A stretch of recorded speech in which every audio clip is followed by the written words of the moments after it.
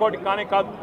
పెద్దలు కేసీఆర్ గారిని, పెద్దలు హరీష్ రావు గారిని కాళేశ్వరం కమిషన్ ముందు కూర్చోబెట్టి మీరు పైశాచికానందం పొందొచ్చు. ఇవాళ ఏసీబీ ముందుకి విచారణకు పిలిపించి కొంత మానసికంగా రాక్షసానందం పొందుతూ ఉండవచ్చు. అవసరమైతే అరెస్ట్ కూడా చేస్తారు కావచ్చు. కానీ ఒకటి పక్కా, తెలంగాణ కోసం గతంలోనే జైలుకు పోయి వచ్చిన వాళ్ళం. హైదరాబాద్ బ్రాండ్ ఇమేజ్ను పెంచే ప్రయత్నంలో భాగంగా హైదరాబాద్ బ్రాండ్ని కాపాడే క్రమంలో తీసుకున్న ఒక నిర్ణయం వల్ల మళ్ళీ జైలుకు పోవాల్సి వచ్చినా భయపడేది లేదు. ఒకసారి కాదు 100 సార్లైనా జైలుకు పోతాం, కానీ వదిలిపెట్టాం కాంగ్రెస్ ప్రభుత్వాన్ని, కాంగ్రెస్ పార్టీని.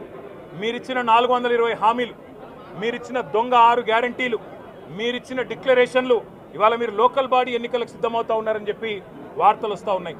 రేవంత్ రెడ్డి గారు నిన్ను మొత్తం రాష్ట్రంలోని బీసీ వర్గాల ప్రజలందరూ గమనిస్తున్నారు. 42% రిజర్వేషన్ ఇచ్చి 42% రిజర్వేషన్ ఇస్తాం అని కామారెడ్డి డిక్లరేషన్లో చెప్పి మోసం చేసి ఈరోజు స్థానిక సంస్థల ఎన్నికలకు మరి రిజర్వేషన్ ఇవ్వకుండానే పోతున్న వైనాన్ని కూడా బీసీలు గమనిస్తూ ఉన్నారు. రైతు బంధు పేరిట ఎలక్షన్ బంధుగా మార్చి ఎలక్షన్లు వచ్చినప్పుడు మాత్రమే రైతు బంధు వేస్తున్న విషయాన్ని రైతులు గమనిస్తున్నారు. నెలకు 2500 ఎగ్గొట్టిన విషయాన్ని ఈ రాష్ట్రంలోని మహిళలు గమనిస్తూ ఉన్నారు.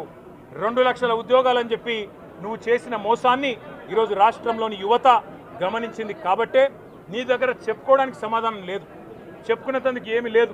కాబట్టి ఏం చేయాలి నువ్వు?